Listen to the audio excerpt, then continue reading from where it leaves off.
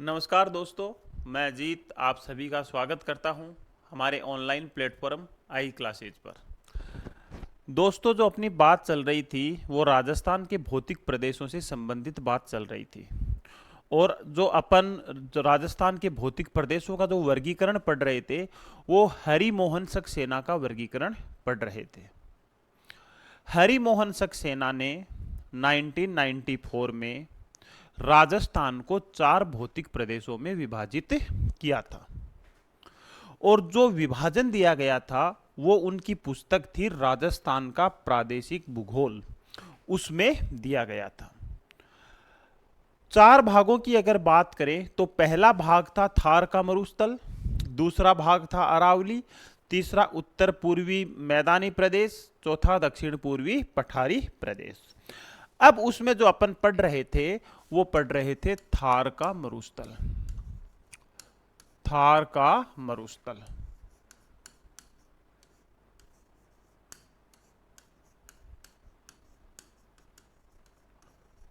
थार का मरुस्थल की अपनी बात चल रही थी।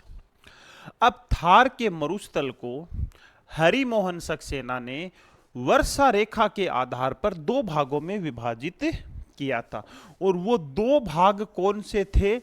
एक तो था शुष्क मरुस्थल, एक भाग तो था शुष्क मरुस्थल और दूसरा भाग था अर्ध शुष्क मरुस्थल। अर्ध शुष्क मरुस्थल, ठीक है। ये जो विभाजन का आधार रखा था वो विभाजन का आधार रखा था वर्षा रेखा को।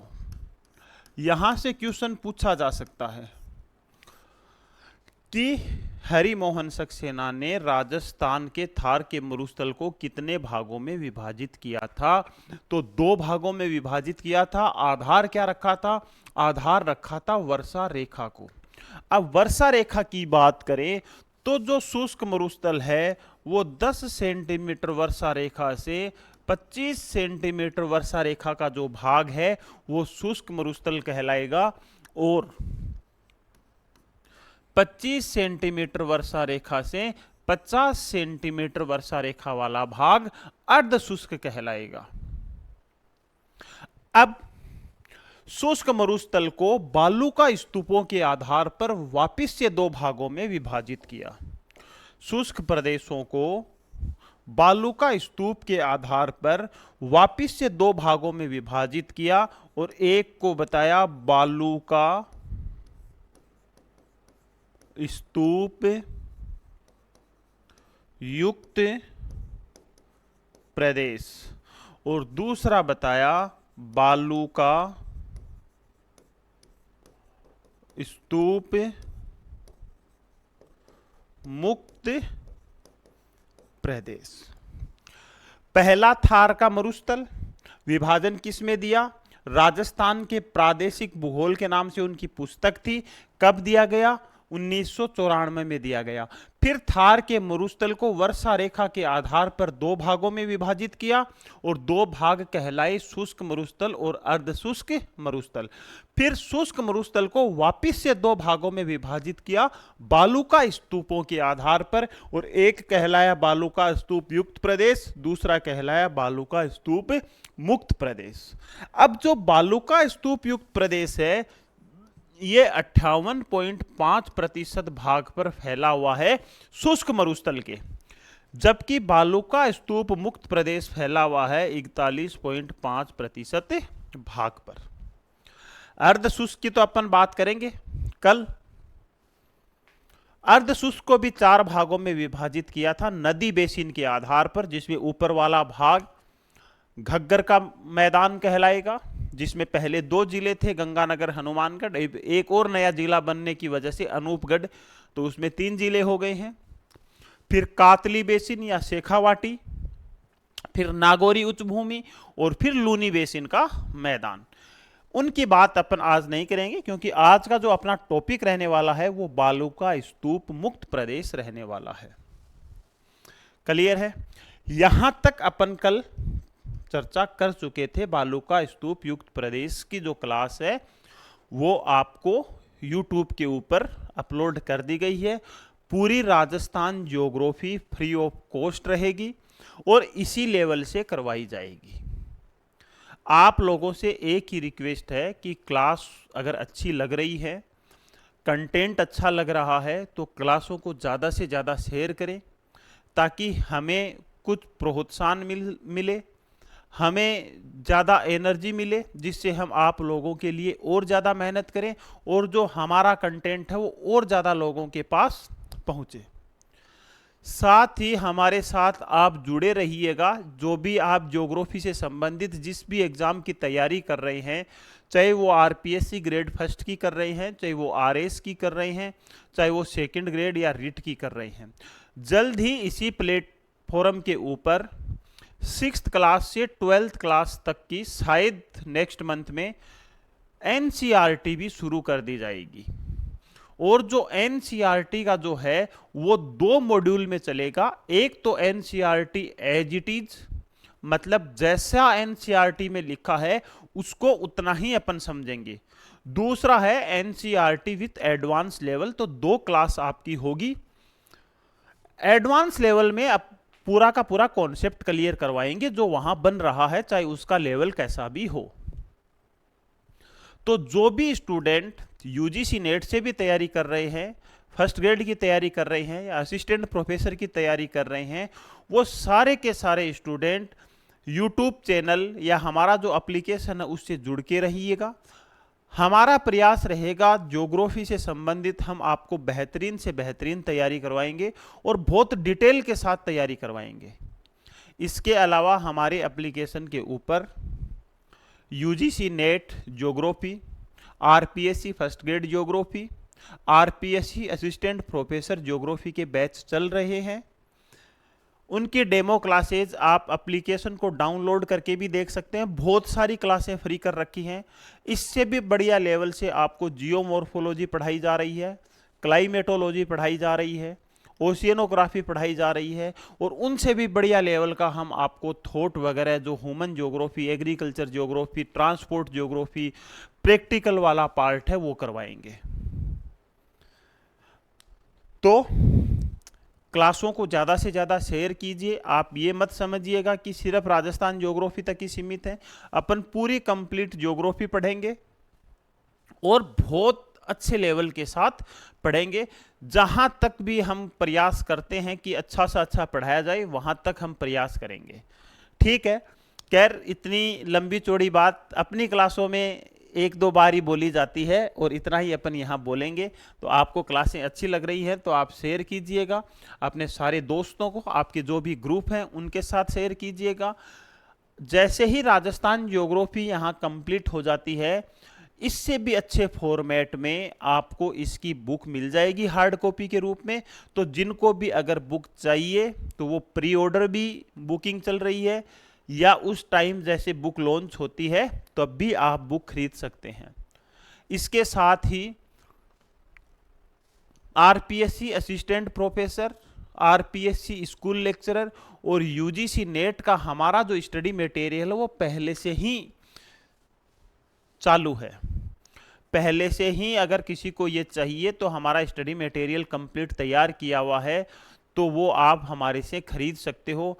बहुत शानदार क्वालिटी के साथ स्टडी मटेरियल आपको मिलेगा। इसके अलावा अगर आप हमारी सिंगल बुक खरीदना चाहते हो, जैसे जियोमॉर्फोलॉजी की खरीदना चाहते हो या क्लाइमेट ज्योग्राफी की खरीदना चाहते हो या वर्ल्ड ज्योग्राफी की बुक आ गई है, इसके अलावा इन्वायरमेंट की बुक आ गई है, ओशियनोग्राफी की बुक आ गई है और बहुत ही जल्द थॉट की भी सेपरेट बुक के निकाल देंगे। तो आप लोगों से उम्मीद है, रिक्वेस्ट भी है कि आप ज़्यादा से ज़्यादा चीज़ों को शेयर करें। अगर कंटेंट अच्छा लग रहा है, हमारे नोट्स अगर अच्छे लग रहे हैं तो लोगों को रिकमेंड करें और आपका ये सहयोग ही हमें और ज़्यादा काम करने के लिए प्रोत्साहित करेगा। ठीक है। खैर, आते हैं अपन अपने टॉपिक के ऊपर।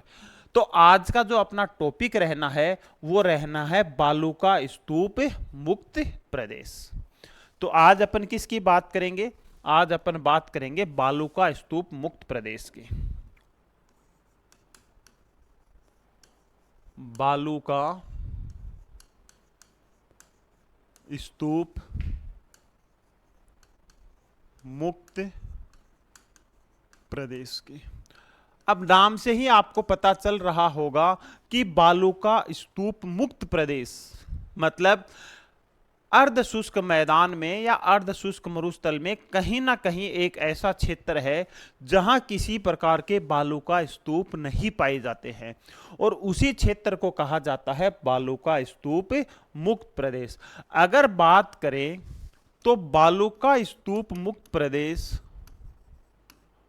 बालू का स्तूप मुक्त प्रदेश शुष्क मरुस्थल के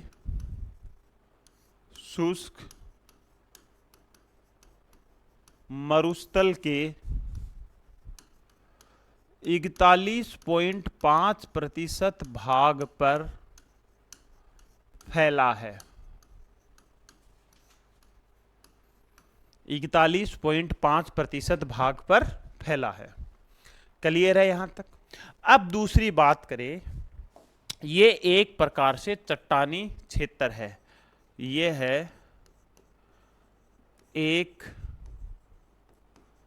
प्रकार का चट्टानी क्षेत्र है।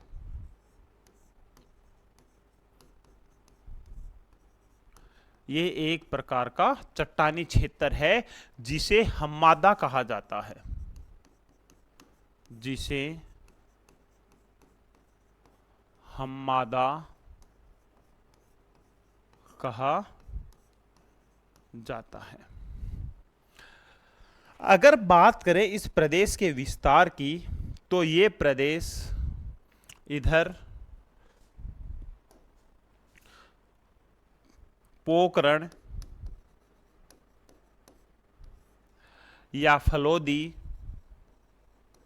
जो नया जिला बन गया है अभी फलोदी, यहां से लेकर के नीचे की अगर बात करें तो बालोतरा के बीच में त्रिभुजाकार आकार में फैला है। जो आपका अर्ध शुष्क मैदान है या जो अर्ध शुष्क मरुस्थल है उसके चारों तरफ तो क्या है, बालू का स्तूप युक्त प्रदेश है। उसी बालू का स्तूप युक्त प्रदेश के बीच में अगर तीन क्षेत्रों को अपन देखें, जैसलमेर के पोखरण फलोदी से लेकर के बालोतरा तक का जो क्षेत्र है उसको कहा जाता है बालू का स्तूप मुक्त प्रदेश। तो इसमें अपन ये भी लिख सकते हैं कि बालू का स्तूप मुक्त प्रदेश, बालू का स्तूप मुक्त, बालू का स्तूप मुक्त प्रदेश, बालू का स्तूप मुक्त प्रदेश पोखरण, जैसलमेर, पोखरण से फलोदी व बालोतरा,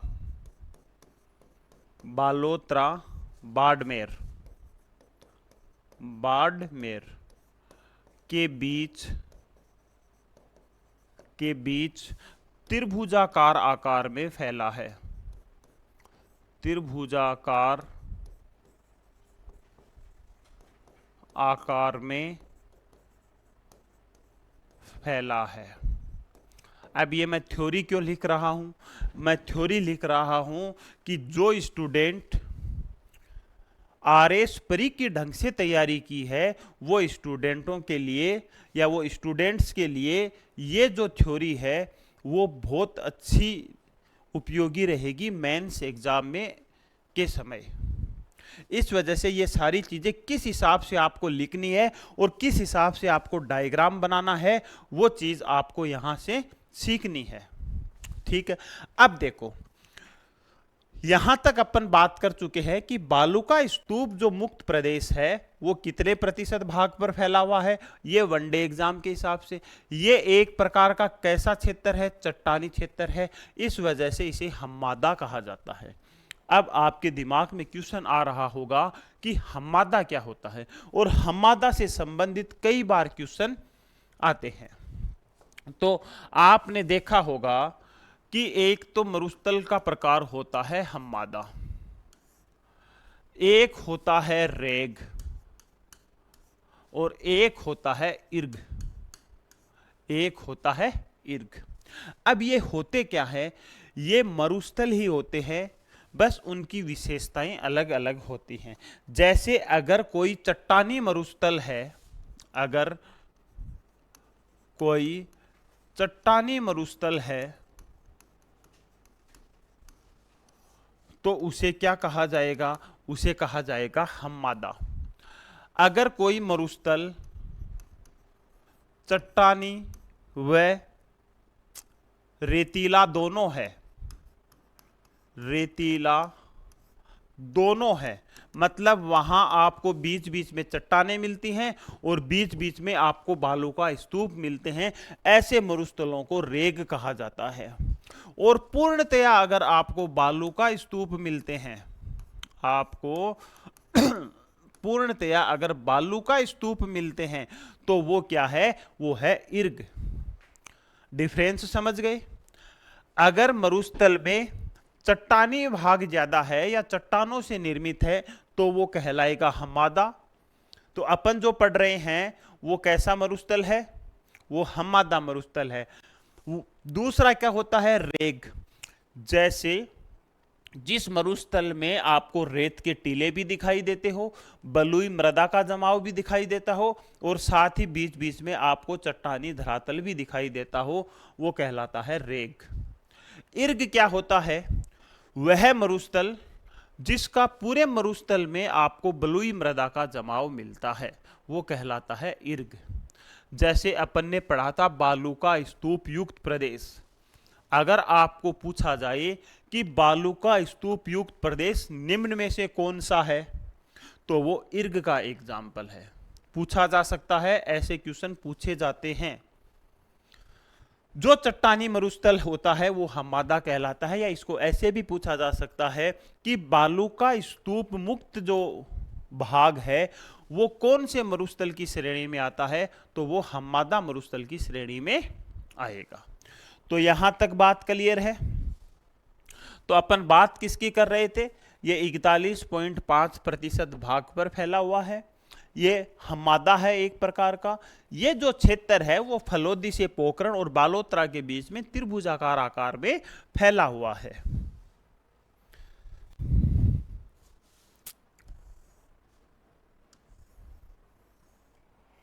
यहां क्या है, फलोदी, यहां है पोखरण, और यहां है बालोतरा।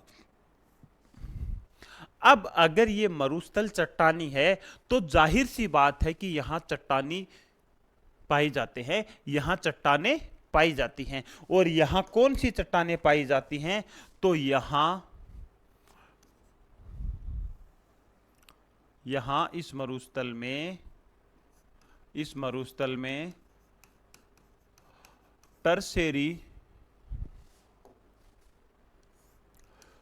टर्सरी युग की, आप बता सकते हो कि नहीं बता सकते हो कौन सी चट्टानें पाई जाती हैं? क्योंकि स्टार्टिंग में अपन ने क्या बात की थी, स्टार्टिंग में अपन ने बात की थी कि थार के मरुस्थल का निर्माण टेथीज सागर से हुआ है, बात की थी ना। अगर निर्माण टेथीज सागर से हुआ है तो कौन सी चट्टान से हुआ है, सीधा सीधा अनुमान लगा लोगे, तो टर्सरी युग की अवसादी चट्टानों से हुआ है। टर्सरी युग की अवसादी चट्टानों से हुआ है। अवसादी चट्टानें क्या होती हैं, वे चट्टानें जिनका निर्माण सेडिमेंट्स से होता है, अवसादों से होता है। जैसे एक अपन समझते हैं यहाँ पे, जैसे ये धरातल है और ये महासागर है। अब जो धरातलीय भाग की जो नदियां हैं, धरातलीय भाग की जो नदियां हैं वो अपने साथ कंकड़, पत्थर, पेड़ पौधे के टुकड़े वगैरह, जीव जंतु सबको बहा करके ले जाती है और कहाँ जमा करती है? इन भागों में जमा करती है। क्योंकि नदियां मुख्य रूप से कहाँ जाकर के गिरती है? महासागरों में गिरती हैं। जब ये नदियां महासागरों में गिरती है तो अपने साथ जो कंकड़, पत्थर, जीव जंतु बहा करके लाई थी उनका जमाव महासागर में कर देती हैं। फिर नदियां बहती हैं, फिर उनका जमाव कर देती हैं, फिर नदियां बहती है, फिर उनका जमाव कर देती है। इस हिसाब से अवसाद का धीरे धीरे धीरे धीरे जमाव होता रहता है। और जैसे ही धीरे धीरे जमाव होता रहता है तो ऊपर बढ़ता रहता है इनके दाब और नीचे बढ़ता रहता है तापमान। दाब और तापमान। जब अवसादों के ऊपर ताप और दाब लगे तो ये किस में बदल जाते हैं? ये बदल जाते हैं ठोस भाग में। और ये ठोस भाग ही क्या कहलाती है? अवसादी चट्टान। अवसादी चट्टान। अब इन अवसादी चट्टानों को अवसादी चट्टान इसी रीजन से कहा जाता है कि नदियां जो अपने साथ अवसाद बहा करके लाती है उन अवसादों का जमाव महासागरों में कर देती हैं। और इनका जो जमाव होता है वो परत दर परत होता है, वो परत दर परत होता है। इस वजह से इनको परतदार चट्टान भी कहा जाता है। दोनों चीज क्लियर है? ये चीज भी क्लियर हो गई होगी कि इनको अवसादी चट्टान क्यों कहा जाता है या इनको परतदार चट्टान क्यों कहा जाता है। ठीक है। दूसरी बात, इनका जो निर्माण होता है वो मुख्य रूप से महासागरों में होता है। एक चीज का और ध्यान रखना, अब इसका ये कतई मीनिंग नहीं है कि इनका निर्माण धरातल के ऊपर नहीं होता है। मुख्य रूप से इनका निर्माण कहां होता है? महासागरों में होता है, क्योंकि महासागरों में ही नदियां जाकर के अवसादों का जमाव करती हैं। बाकी तो अगर देखें तो पवन के द्वारा जो लोएस मैदान का निर्माण किया गया है वो महासागर में नहीं किया गया है, धरातल के ऊपर किया गया है। लेकिन मुख्य रूप से अगर बात की जाए तो जो अवसादी चट्टान होती हैं वो कहां मिलती हैं? वो आपको मिलती है महासागरीय क्षेत्रों में। और ये बात अपन पहले साबित भी कर चुके थे कि ये टेथीज सागर का भाग है और टेथीज सागर के भाग है। इसके बारे में अपन ने एविडेंस क्या दिए थे? यही तो एविडेंस दिए थे कि यहां पाई जाने वाली सेडिमेंट्री रॉक्स, यहां पाए जाने वाले जीवाश्म ईंधन, यहां पाए जाने वाले मछली के अवशेष, यहां पाए जाने वाले सागरीय वनस्पति के अवशेष, यही तो एविडेंस दिए थे। यहां पाई जाने वाली खारी पानी की झीलें, यही तो एविडेंस में अपन लिखेंगे ना। तो ये वही बात है कि यहां अवसादी चट्टानें पाई जाती है। अब देखो, अगर यहां अवसादी चट्टानें पाई जाती हैं तो यहां आपको क्या मिलेगा? जीवाश्म ईंधन मिलेगा। यहां आपको क्या मिलेगा? जीवाश्म ईंधन मिलेगा। अब जीवाश्म ईंधन का मतलब है आपको यहां कोयला भी मिल सकता है, यहां आपको खनिज तेल भी मिल सकता है, यहां आपको प्राकृतिक गैस भी मिल सकती है, क्योंकि ये सारी की सारी चीजें आपको कहां मिलती है? अवसादी चट्टानों में मिलती है। और ये मिल रही है। बाड़मेर में इस क्षेत्र में रिफाइनरी लगी है, तो ये बात भी सही है। तो क्या है? बालू का स्तूप मुक्त प्रदेश में टर्सरी युग की अवसादी चट्टानें पाई जाती हैं और इस क्षेत्र में अवसादी चट्टानों के पाए जाने की वजह से पर्याप्त मात्रा में जीवाश्म ईंधन मिलते हैं। अब जीवाश्म ईंधन किसे कहते हैं? वे ईंधन जिनका निर्माण जीव जंतु और वनस्पति के नीचे दबने के कारण हुआ है। वनस्पति और जीव जंतु जीवित होते हैं और उनसे जिस ईंधन का निर्माण होता है वो जीवाश्म ईंधन कहलाता है। और जीवाश्म ईंधन जीव जंतु और पेड़ पौधे किसके साथ बह करके जाएंगे? नदियों के साथ बहकर जाएंगे। तो कौन सी चट्टानों में मिलेंगे? सेडिमेंट्री रॉक्स या अवसादी चट्टान में मिलेंगे। देखो कितनी खूबसूरत है ज्योग्राफी, कितने एक दूसरे से चीजें कनेक्ट है, और आपको ऐसा लगता है कि हम बोलते ही जाएं इसको। तो ज्योग्राफी एक ऐसा सब्जेक्ट है, अगर आप रटोगे तो याद नहीं होगा कभी भी। आप ऐसे रट सकते हो क्या कि भाई यहां ये चीजें पाई जाती हैं? आप समझ सकते हो कि यहां सेडिमेंट्री रॉक्स पाई जा रही हैं। अगर यहां सेडिमेंट्री रॉक्स पाई जा रही है तो यहां जीवाश्म ईंधन भी मिलेगा। यहां सेडिमेंट्री रॉक्स पाई जा रही हैं तो यहां अपरदनकारी कार्य भी ज्यादा होंगे। कैसे भी, उस कॉन्सेप्ट को कैसे भी, अगर आपको कॉन्सेप्ट क्लियर है तो। और ये कॉन्सेप्ट क्लियर कब होते हैं? जब ज्योग्राफी को आप डिटेल से पढ़ते हो। मेनली समस्या क्या आती है कि ज्योग्राफी से रिलेटेड जो शॉर्ट क्लासें होती है ना, वहां आपको ज्यादा समस्याओं का सामना करना पड़ता है, मेरी व्यक्तिगत राय में। क्योंकि उसमें ना तो आपका कॉन्सेप्ट क्लियर हो पाता है और ना आप चीज पूरी तरीके से समझ सकते हो। तो उसके लिए आप लास्ट हथियार अपनाओगे एग्जाम टाइम में रट्टा मारने का। और जैसे ही आप रट्टा मार के एग्जाम में चले भी जाओगे, लेकिन वहां क्वेश्चन पूछ लेगा कॉन्सेप्ट बेस। यही तो हो रहा है कि भाई आप ये मान के चलो कि एक गाइड को पढ़ने वाला स्टूडेंट, एक पूरी सिलेबस को रेफरेंस बुक से पढ़ने वाला स्टूडेंट, एडवांस कौन रहेगा? रेफरेंस बुक से पढ़ने वाला स्टूडेंट रहेगा। उसको एक बार टाइम लग सकता है, लेकिन एक बार पढ़ लिया तो चीजें क्लियर हो जाएगी उसके। एमसीक्यू या पीवाई की क्वेश्चन सोल्व करने वाला स्टूडेंट एडवांस रहेगा, या ढंग से डिटेल के साथ नोट्स पढ़ने वाला स्टूडेंट को बेनिफिट ज्यादा मिलेगा? नोट्स के साथ। भाई जो ऑब्जेक्टिव टाइप क्वेश्चन है वो निकलते कहां से हैं? वो निकलते तो इसी कॉन्सेप्ट से है ना। इन चीजों को आप समझो। आपको हमारा ये नहीं मानना है कि आप लोगों को बहुत ज्यादा ज्ञान दिया जाए, क्योंकि आप तो हमारे से बड़े ज्ञानी हो। हम एक सब्जेक्ट पढ़ा रहे हैं, आप 10 सब्जेक्ट पढ़ रहे हो। जैसे कई आरएस की तैयारी कर रहे हैं तो कितना पढ़ रहे हैं वो।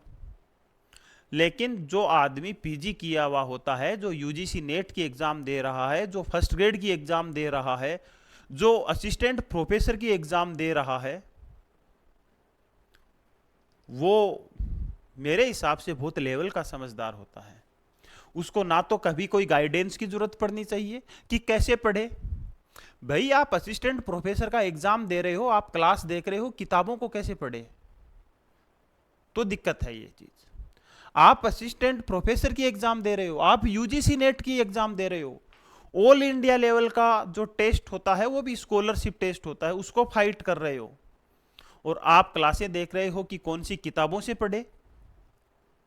आप अभी तक ये नहीं जान पाए हो, आपकी मास्टर्स हो गई, कि कौन कौन सी किताबें ज्योग्राफी में अपने को पढ़नी चाहिए। मेरी व्यक्तिगत राय में ये चीजें आपके लिए हानिकारक हैं। आप असिस्टेंट प्रोफेसर का एग्जाम देने जा रहे हो और आप ये क्लास देख रहे हो कि कौन सी किताबें पढ़े। आपको जब 15 किताबों का नहीं पता है कौन सी पढ़नी है, तो फिर कॉन्सेप्ट कहां से लाओगे? चीजें आसान होती हैं, जैसे ऑब्जेक्टिव टाइप की क्लास आप देखते हो, आसान लगती है, आप सोते सोते देख सकते हो। ठीक है, इसका ये आंसर हो गया, ये इसका ये आंसर हो गया, बहुत इजी लगती है वो चीजें। लेकिन ऐसे कॉन्सेप्ट को आप पढ़ोगे या किसी भी कॉन्सेप्ट को आप पढ़ोगे तो उसमें आपको लिखना पड़ता है साथ साथ। वो होती है आपकी प्रैक्टिस। उससे आपका जो स्किल है ना वो डेवलप होता है। आप जैसे क्लास के साथ साथ नोट्स बनाते हो तो वो चीजें आपको लगती है कि ऐसा क्यों हो रहा है।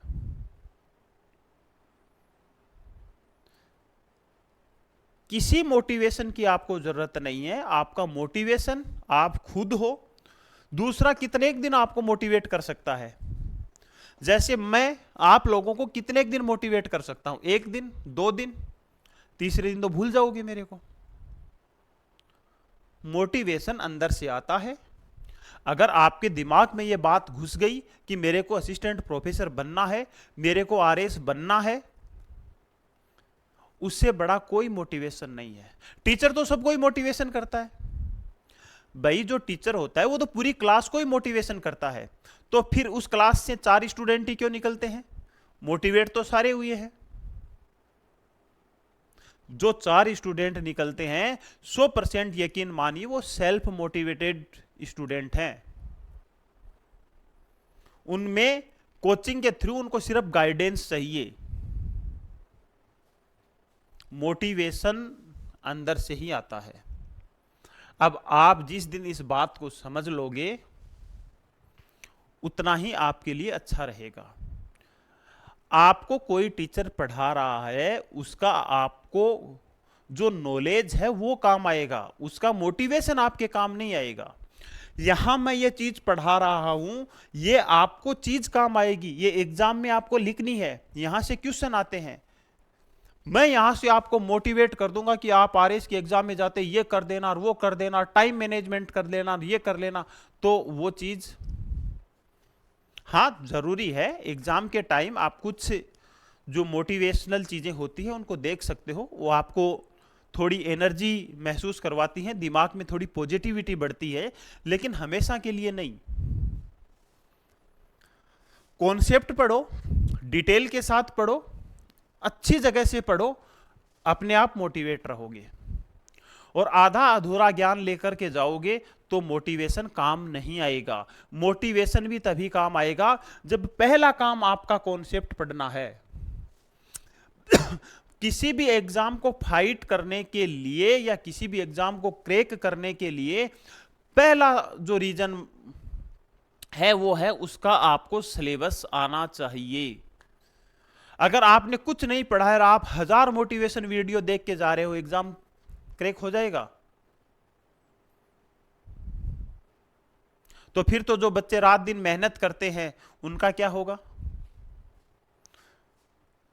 मोटिवेशन से एग्जाम क्रैक नहीं होते हैं। एग्जाम क्रैक आप लोगों की मेहनत से, आपके सेल्फ मोटिवेशन से और अच्छे कंटेंट की वजह से क्लियर होते हैं। तो आज ये जो बातें हैं, हो सकती है मेरी व्यक्तिगत बातें हैं, बहुत से लोग इसके विरोध में भी हैं, बहुत से लोग इसके समर्थन में भी रहेंगे।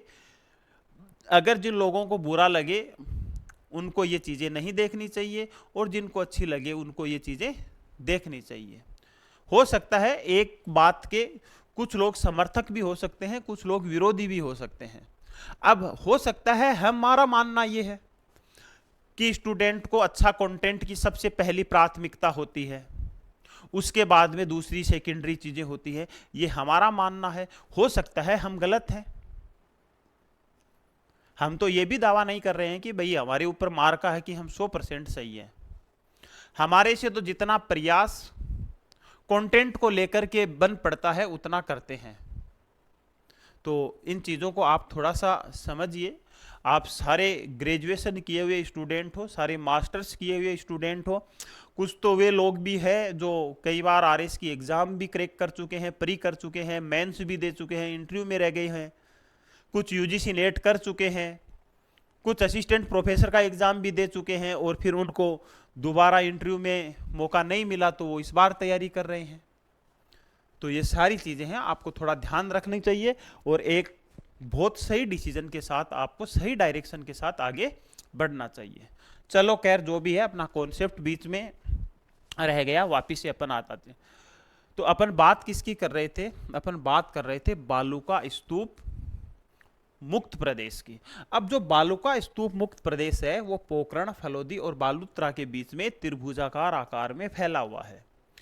दूसरी बात करें अपन तो यहाँ इस क्षेत्र में टर्सरी युग की अवसादी चट्टानें मिलती हैं, और जहां जहां भी अवसादी चट्टान मिलती है वहां वहां आपको जीवाश्म ईंधन देखने को मिलेंगे। जीवाश्म ईंधन मतलब कोयला, खनिज तेल और प्राकृतिक गैस। क्लियर है यहां तक? अब इस क्षेत्र की कुछ विशेषताएं और है जिनको अपने को जानना जरूरी है। जैसे यहां एक तो प्रसिद्ध है तनोट माता का मंदिर। एक तो है तनोट माता मंदिर, ये इसी एरिया में है, इस वजह से इसको भी अपने को पढ़ना जरूरी है। अब ये जो मंदिर है ये कहाँ है? पहली बात है ये जैसलमेर में है, जैसलमेर में है। तनोट माता के मंदिर को थार की वैष्णो देवी कहा जाता है। किसे कहा जाता है? तनोट माता को इसे थार की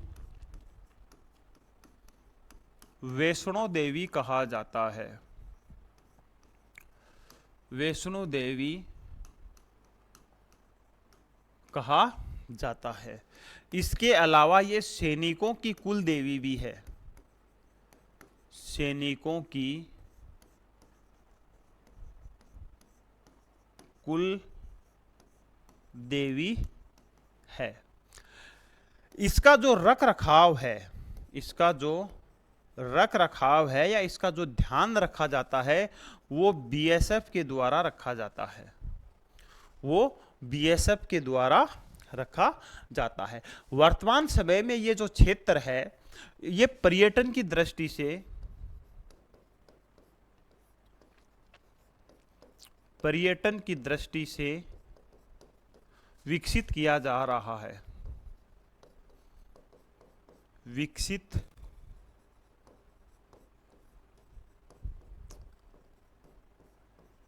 किया जा रहा है। क्लियर है?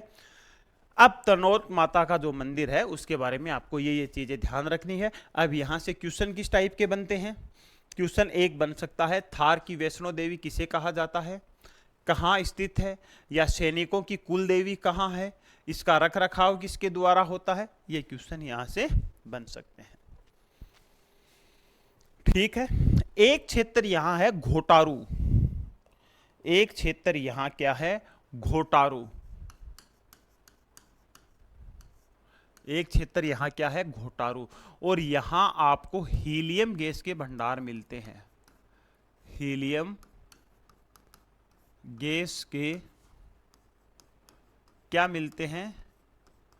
भंडार मिलते हैं।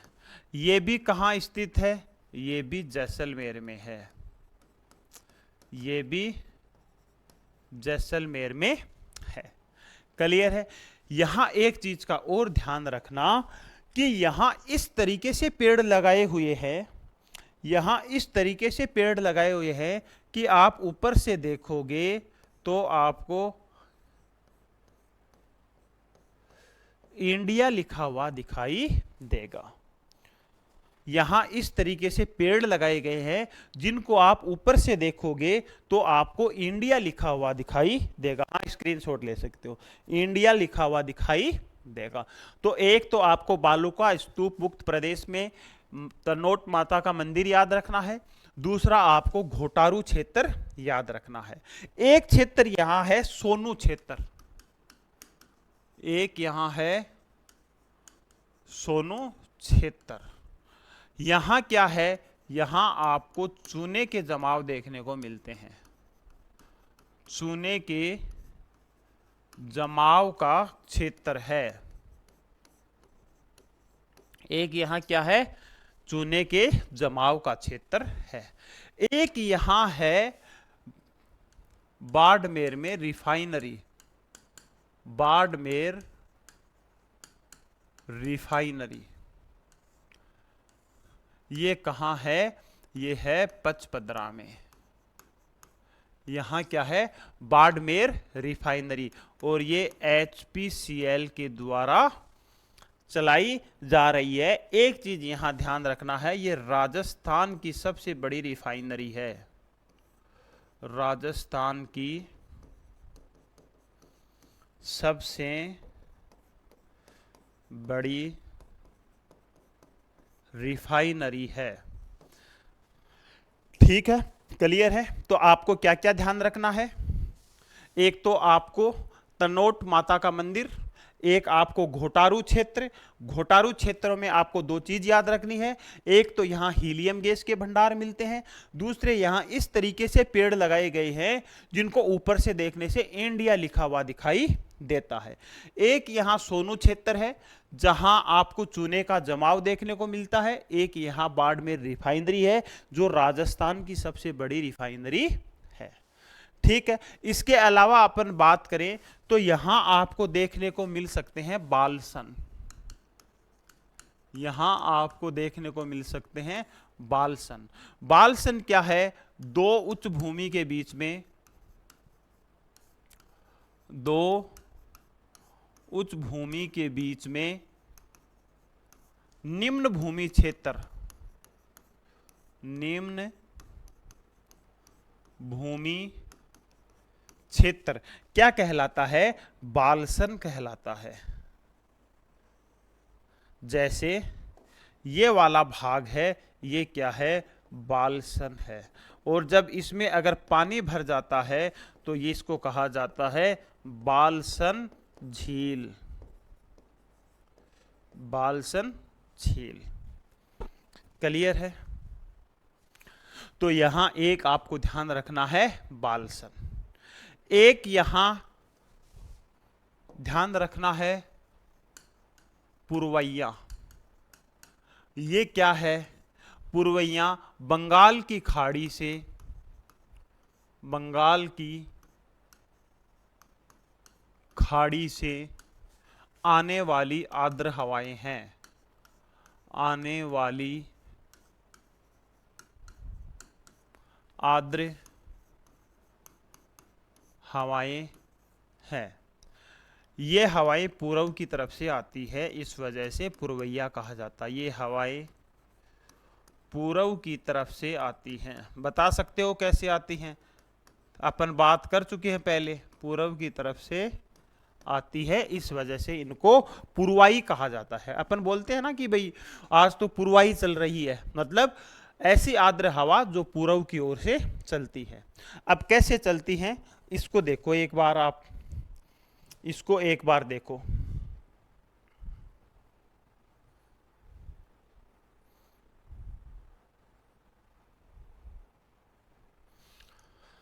देखो अब इसको पुरवाई क्यों बोला जाता है?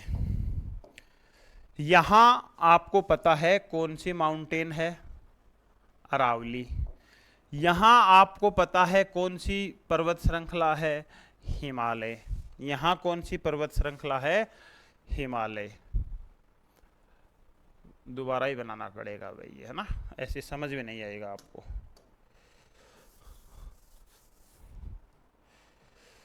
यहां कौन सी पर्वत है?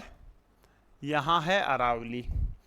और यहां कौन सी है? यहां है हिमालय। ठीक है, अब क्या होता है? अब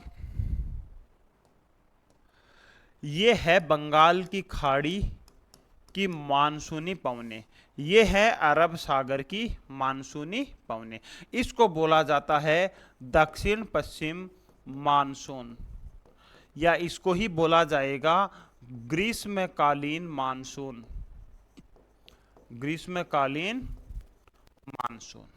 अब ये जो अरब सागर की शाखा है, ये तो अरावली के समानांतर आगे निकल जाएगी, मतलब राजस्थान में वर्षा नहीं होगी। जबकि ये जो बंगाल की खाड़ी की शाखा है, ये जाके टकराएगी किससे?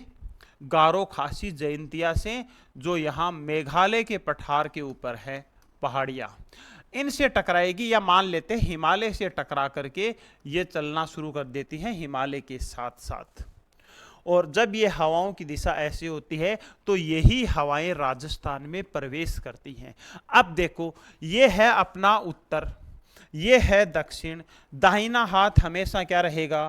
पूर्व, और बायां हाथ हमेशा क्या रहेगा? पश्चिम। अब ये हवाएं कैसे आ रही हैं? पूर्व से आ रही है। पूर्व से आने की वजह से ही इसको कहा जाता है पुरवैया। अब ये बंगाल की खाड़ी से उठ करके आ रही हैं, तो पवनें कैसी होंगी? आर्द्र पवनें होंगी। तो अपन ये भी बोल सकते हैं कि जो ये पुरवाई होती है, या ये जो पुरवैया पवन होती है, इससे राजस्थान में वर्षा भी होती है, इससे राजस्थान में वर्षा भी होती है। क्लियर है पुरवैया? तो ये आपका आज छोटा सा कॉन्सेप्ट था जिसको अपन ने समझा है बालू का स्तूप मुक्त प्रदेश को। अगर मेरे द्वारा कही गई बातें अगर आपको गलत लगती हो तो भाई मैं ये मानने को तैयार हूँ कि हो सकता है मैं कुछ गलत सोच रहा था, लेकिन ये चीज़ें मेरे को महसूस हुई तो मैंने आप लोगों को बताई है। खैर अपनी क्लासों में ज़्यादा इधर उधर की बात होती नहीं है बिल्कुल।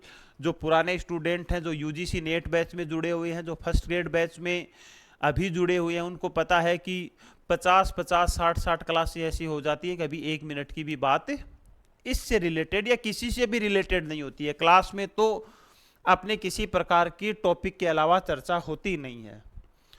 तो आप क्लासों को ज़्यादा से ज़्यादा शेयर करो, और अगर किसी को बुरा लगे तो कोई ज़्यादा दिल पे मत लेना, हो सकता है आप ये समझ लेना किसी ने ऐसे ही कोई बोल दिया होगा। तो आज के लिए इतना ही, सभी को धन्यवाद।